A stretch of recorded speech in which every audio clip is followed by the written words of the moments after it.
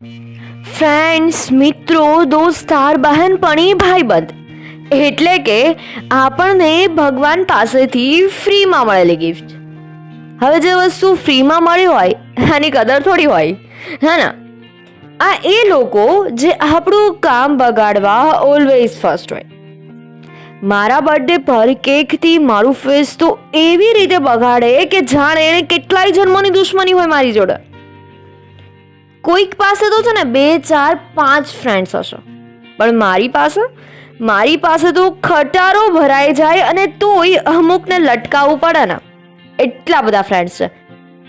તકલીફમાં પણ એ જ નાખે છે અને તકલીફમાંથી બહાર પણ એ જ લાવે છે.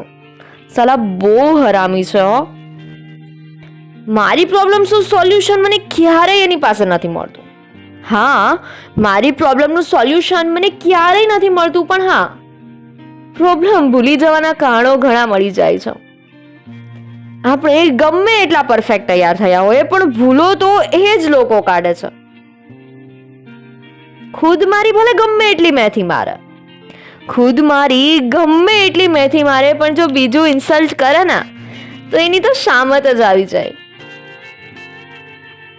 આઈ નો એ લોકો મને ક્યારેય નથી કહેતા કે એ લોકો મને કેટલો પ્રેમ કરે છે, પણ હા, એની પાસે શબ્દો જ નથી પ્રેમને વર્ણવવા માટે.